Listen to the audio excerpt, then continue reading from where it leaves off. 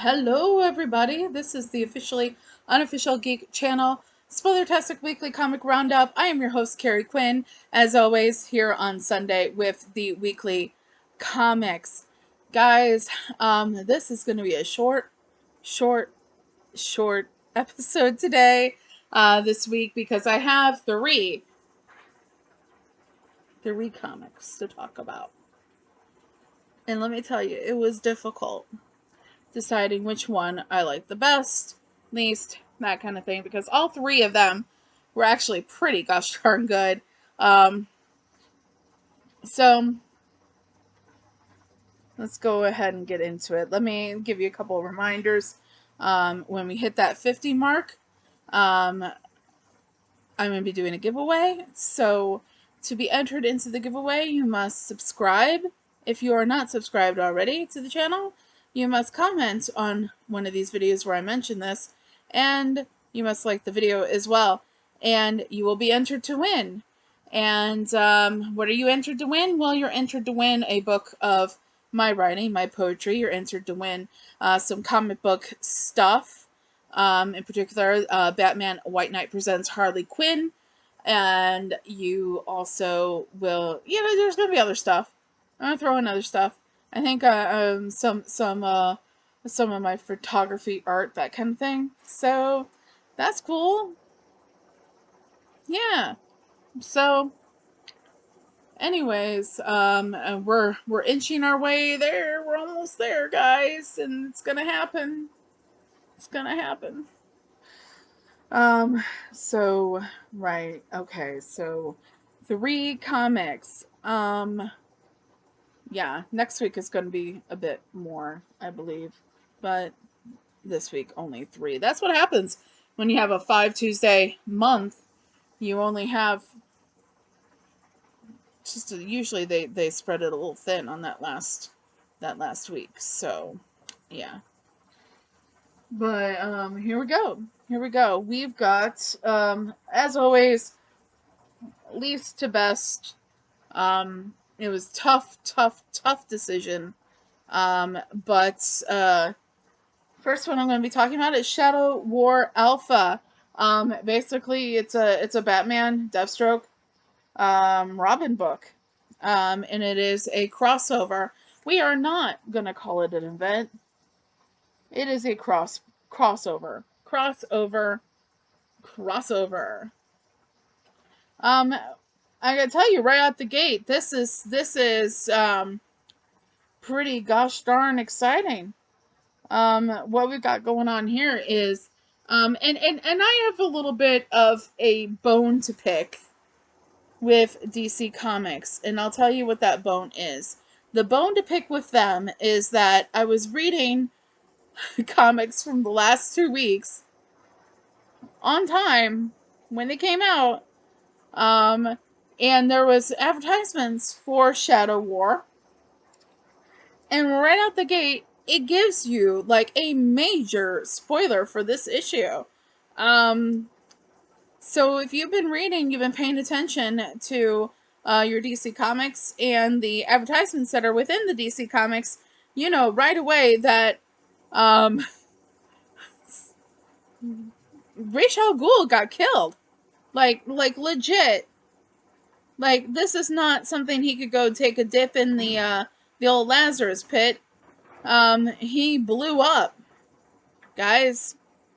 He blew up, and it's suspected that it is Deathstroke, though Deathstroke is saying, no, guys, I was training with my son all day. Wasn't me. But naturally, we have a situation where Ra's al Ghul was actually, him and his daughter were actually going to turn themselves in to the authorities. They were actually like, let's try and actually do something good for once and turn ourselves in. Talia wasn't completely on board with this, but she was reluctant. She was reluctant, but she was willing to do it because her father was like, you know what, we gotta really do this. We gotta make a better world for Damian. And as we saw, if you've been reading Robin, we saw in the last issue of Robin, Talia actually really wants to try with Damian. And be a mother and have a family. And it's really, there's this really nice moment when Ra's al Ghul is making this decision right in the beginning of the book to do this.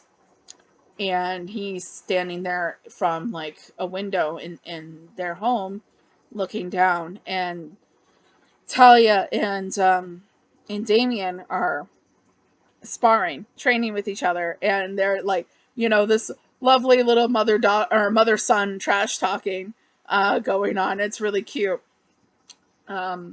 He makes this decision, and he's going to turn himself in for the greater good. He wants to be able to share what he knows about the world to try and help it rather than kill it. So he's when it comes right down to it, Ra's al Ghul is looking to turn over a new leaf here. The thing is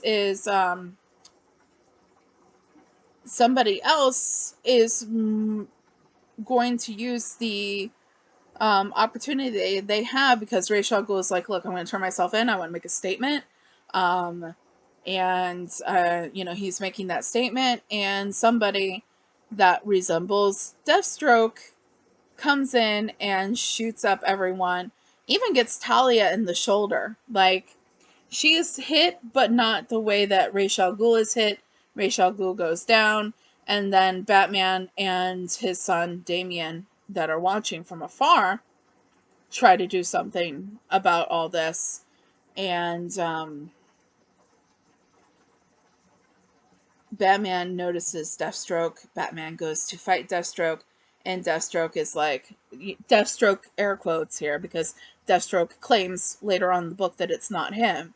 So Deathstroke, air quotes, basically was like, oh, well, you know what? You should really probably act fast, or else you're not going to have a body to throw in the Lazarus pit for Ra's al Ghul. And oh my goodness. He done blows Ra's al Ghul up, and Ra's al Ghul is in pieces. Humpty Dumpty, can't put him back together again. He's gone, right? So then you have this moment between Batman and Damien also, where Damien is very obviously upset about this, duh. And when he's upset about this, he's just like, it inevitably becomes about, in part about Alfred. And Batman just says entirely the wrong thing here. If it would have been me there, I could have saved Alfred. Wow. Batman, you just completely screwed the pooch involving talking to your son yet again. Yet again. I think what you meant to say was, let's see here. I'm sorry, you were a child sent into an impossible situation to try and save someone in a very impossible situation with Bane of all fucking people. Uh-huh. And it should have been me going and doing that. It should have been me that had to sit across from that and try to figure out what to do in that situation. And if you're familiar, Damien actually is the one that witnessed Alfred being killed by Bane. Not a good start to the reunion. The second grandfather dies, and now, ugh. You said the wrong thing, Batman. Let's just be real. You did. You did. Sorry about that, guys. If it seemed a little choppy, I had to take a break for a second. So yeah, he says entirely the wrong thing, and needs to probably think about what he's gonna say to Damien before he actually says it. That works for some people. That works. That works for some people, and it may work for you, Batman. It may just work for you. You should say it in your head. If it sounds douchey, don't say it out loud. Anyways, so obviously Talia has not gone into police custody. She has ran away. she got operated on to remove the bullet from her shoulder, and she has called in, well, the troops, so to speak. Yeah, like, she's like, my father needs to be avenged because, well, that's what happens. Cool.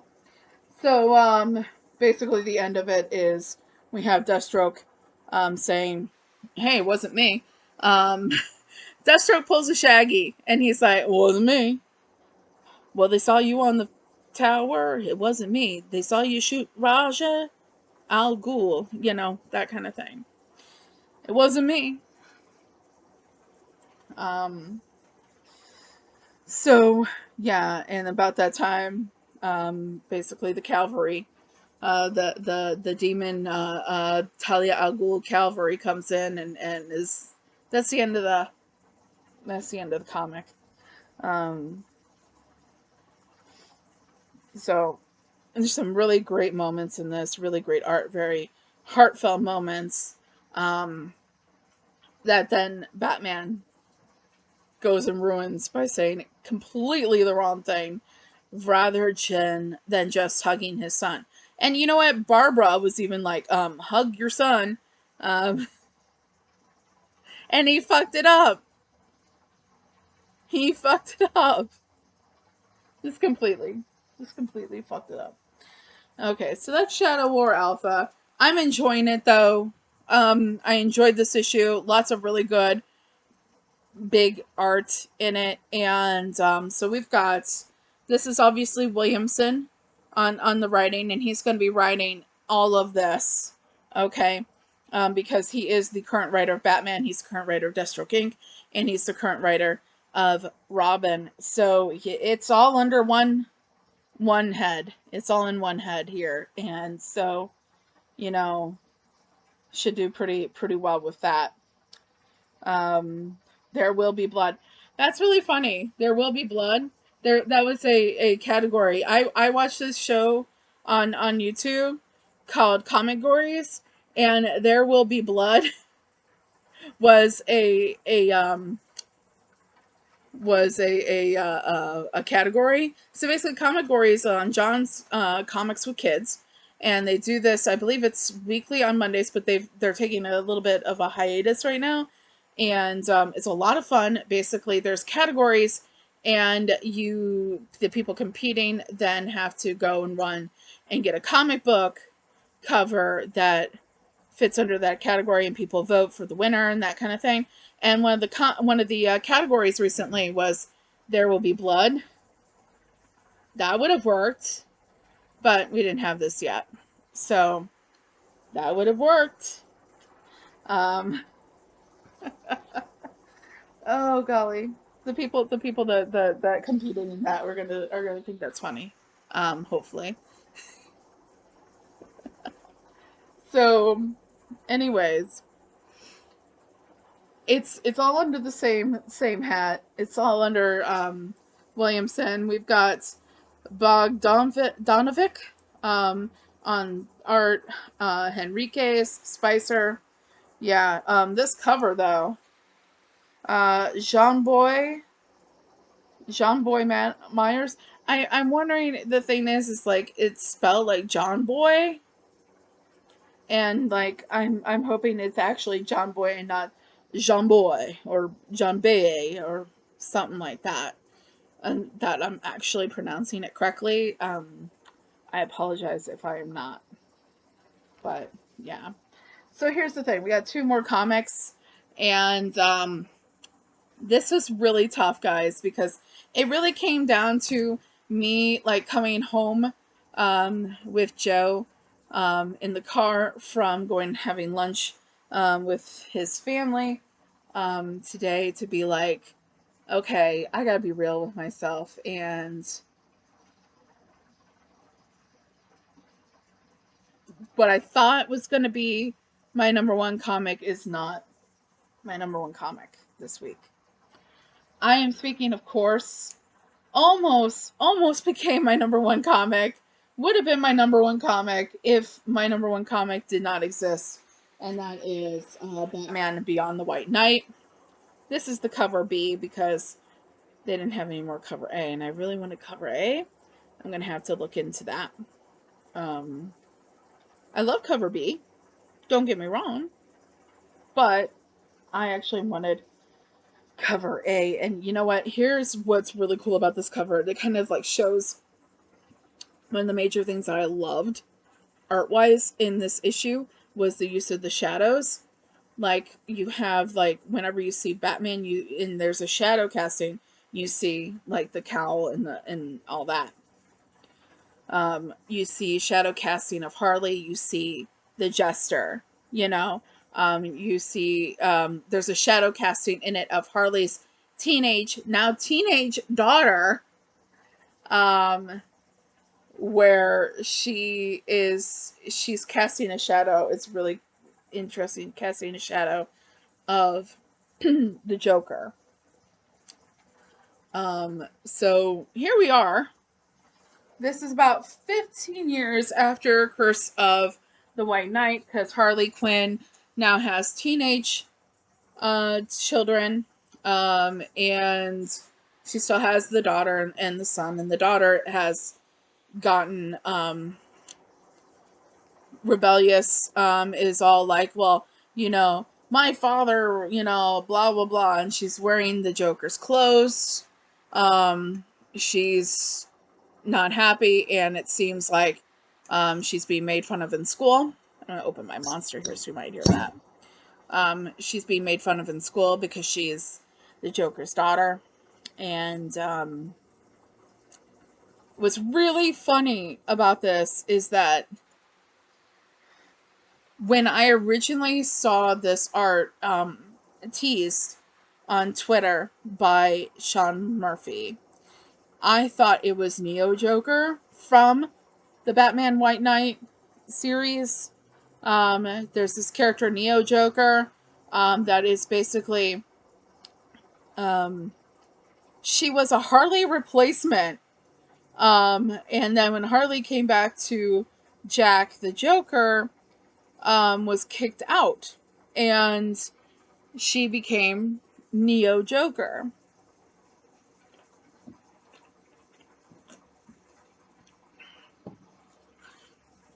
When I originally saw the art, I thought for sure it was Neo Joker, but no, it is actually Harley's daughter.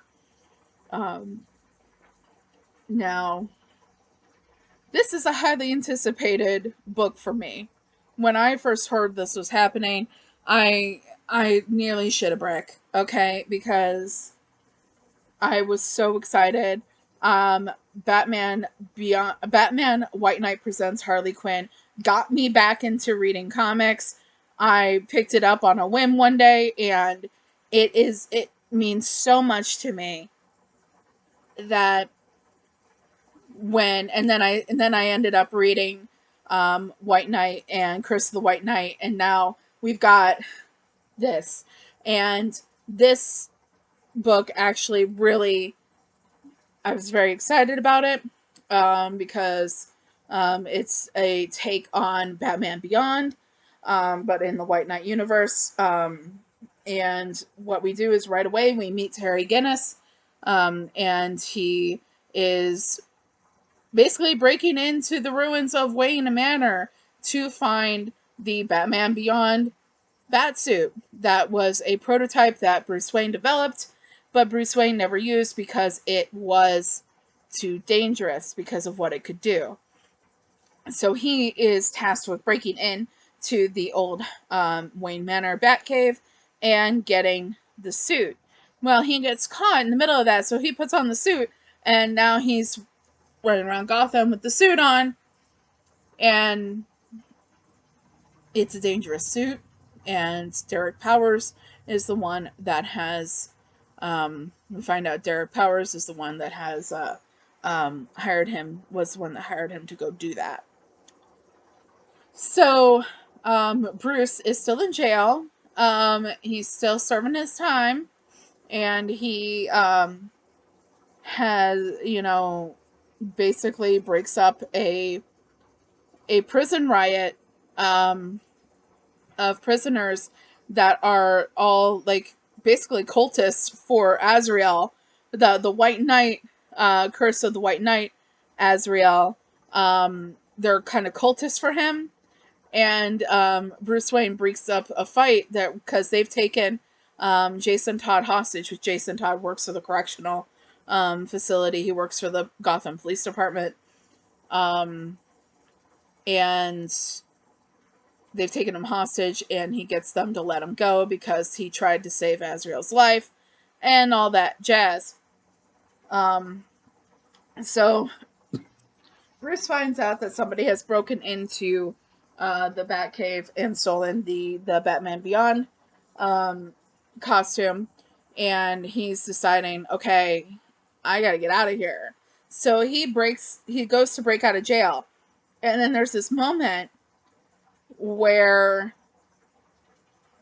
he's caught. Basically, he's caught by Jason, and they have a moment together that is like the moment that they should have, like, in the regular continuity. They need to have that moment where they actually just sit and feel. They had it in this, where it was like, okay, I should have done this, and then the other one's like, yeah, I should have done that, and I'm sorry, and I really do care for you, and I should have been a father, and I'm sorry, I really should have spoke up when I decided to come back, and all that, and I've been, Jason's like, I've been all these things, and then something that's been rumored, but has not been, as far as I can tell, finalized, basically gets announced in the editor's notes of this issue. Not only do we have Batman Beyond the White Knight happening now, we're also going to have a Beyond the White Knight Jason Todd Red Hood story where there is actual artwork depicting the idea that Jason Todd was running around some city with his own Robin.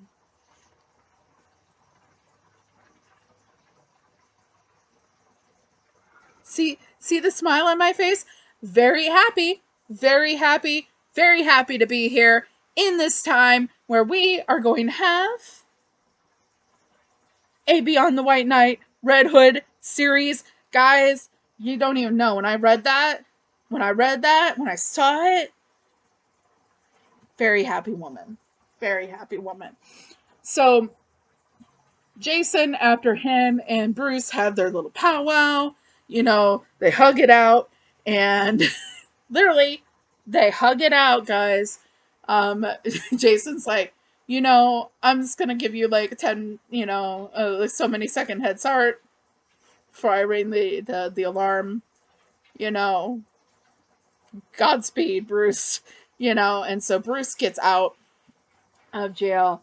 He starts hearing a voice, and the voice he starts hearing is, he realizes at the end of it, and he sees Jack Napier, which is another interesting, and I can't wait to see where they go with this, because Sean Murphy has specifically said if people are dead in the Murphyverse, they stay dead. They don't come back. So I'm wondering if this is some kind of the voice inside Batman's head kind of thing, where he's just like, oh, I gotta actually think like this now and hear this voice because this is a different part of me. Two sides to the same coin kind of idea here. And they have a really cool shadow where you see, like, when Batman encounters this, like, ghost. I'm assuming ghost of Jack Napier. The shadow is Batman and the Joker fighting on like a brick wall. It's pretty cool. And that is the end of the issue. And I really wish this was like at least a bi-monthly thing where I get 2 issues in 1 month. I know it's too much to ask to have it be weekly, but I'm going to be waiting patiently / impatiently for the next issue. I've been waiting for this, and it totally delivered. I was very happy with it, which means that my issue of the week surprised the fuck out of me in so many ways and so many times. I thought nothing was going to make me not pick Beyond the White Knight #1 when it came out, but lo and behold, the long-awaited return of Rom V, Perkins, and Spicer's The Swamp Thing. Issue of the week. Season 2 begins here. Guys, if you've read this, you know why it's the issue of the week. I don't really know how to tell you. It's just a feeling. It's the absolute marrying of vision, writing, words, images put together, turned into poetry for your eyes and your head. Ron V is becoming one of my favorite writers here in comics, probably at all. We have Jen, who is, she's convinced that she's got to get into the green. She's got to find Levi. She knows it's Levi or Levi. You guys tell me, is it Levi or Levi? Is it Levi or Levi? One or two. Okay. She's convinced that he is alive in the green, that he is not dead. She just has this feeling. And she goes to someone for help. She goes to Teffy for help. Teffy is basically, I guess you would call her the daughter of Alec Holland. And the green, she's born out of the green. She was meant to be an avatar, but she explains how she's not and why she's not in this issue, because Jen goes to her for help. And at first, Teffy's like, nah, no thank you. Come again. She's polite about it, but it's basically like, what you want to do, you can't do. You know, it's and I'm not gonna sit here and deal with this, right? So you also got Prescott is still doing their thing, and they've got this whole Frankenstein's monster thing going on with Dr. Jason Woodrow, and they're basically piecing together someone to become like an avatar, kind of like the Levi is of the Green Swamp Thing, but yet different, like an anti-Swamp Thing. And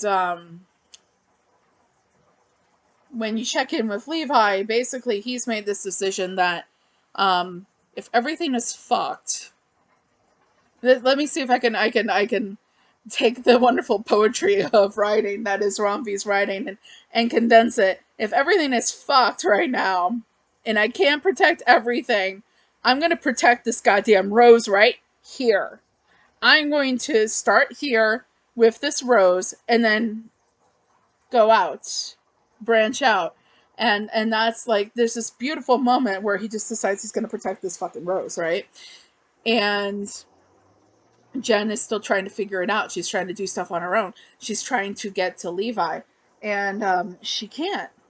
Well, then there's this moment where Teffy shows up, and she's like, you know what? I thought about what you said.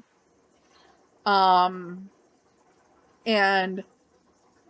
basically all these rules, all these, regulations of the green, these rules, these, guidelines, they're all tired, and I'm sick of it. And she's just like, the one thing I gotta say is, she's like, I'm all tired of it, but I think you are in love with Levi. And you know what? All these guidelines, all that stuff, it's all very tired. But one thing that never upsets me. The one thing that I never tire of is love. And that's why she decides to help Jen go find Levi. And it works. It transports Jen into the green, and she is put on her course to find Levi. And there's just this really beautiful, beautiful art throughout the book. Throughout the book, first off, this fucking cover alone, absolutely beautiful. But that moment I was just mentioning, like, that's the thing that I'm sitting there and I'm reading it, and I actually only got to read this morning. That moment. Yeah, here's like when there's the single rose. Yeah. And he decides he's going to keep the rose. And she says, I'm not sure what I'm doing here. Okay, she says, Teffy says, I'm not sure that what I'm doing here is helping, but you love him, don't you? I can tell. To hell with grand schemes and greater goods and bigger pictures. I've grown tired. I've long grown tired of such things, but love, what else is worth the risk? And there's this beautiful moment right here where she's just like, I'm going to do this because of love, yo. I'm going to do this because of love. And so she brings her into the green. You have more moments where you've got the dude from Prescott is becoming, you know, when he's becoming, and everybody is taking notice. Even with someone named Jack Hawksmoor, the king of cities in Detroit. And he's like, something is up in Detroit. Well, isn't something always up in Detroit? Like, one, I'm sorry, I don't know who Jack Hawksmoor is. That's something I'm going to have to take a look and find out, unless somebody can tell me in the comments if this is somebody that exists somewhere that I can read more about them. That would be cool. If you know anything, let me know. And that's where we're going to leave it. That is my favorite comic of the week. Rom V's Swamp Thing, number 11.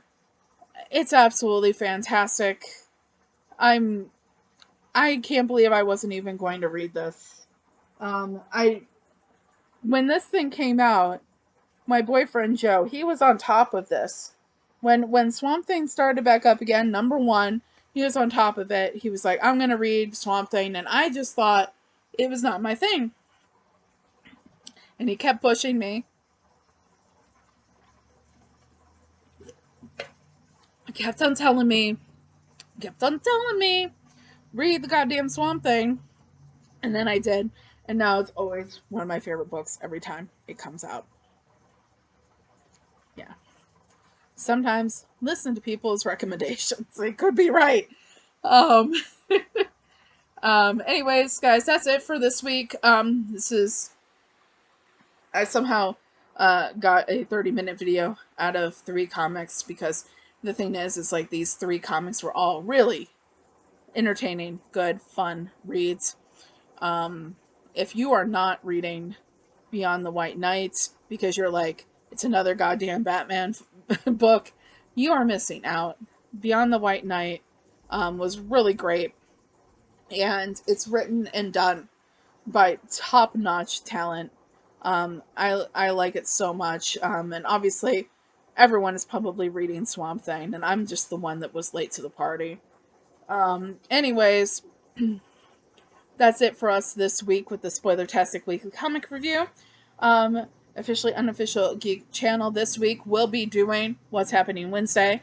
More than likely, probably talking about the next Moon Knight episode, like we did this past week. And I think I got a big old stack of haul right here. I'm going to be doing a video early on in the week, sometime during the week, to talk about it. Just all single issues, and a few different trips actually in there. I actually stopped at Half Price Books today and picked up some really cool variant covers that I actually have been hunting for a while. So, anyways, until next time, until then, please stay safe and have a good early part of your week. And I'll be seeing you guys. This has been the officially unofficial geek channel, Spoilertastic Weekly Comic Roundup. My name is Carrie Quinn. You know that by now. And please like, share, comment. Let me know what you thought of this week's comics. Let me know about Jack Hawksmoor, if that is a character I should know about. And maybe recommend some reading material for me. Until later on, I'll be seeing you guys. Bye!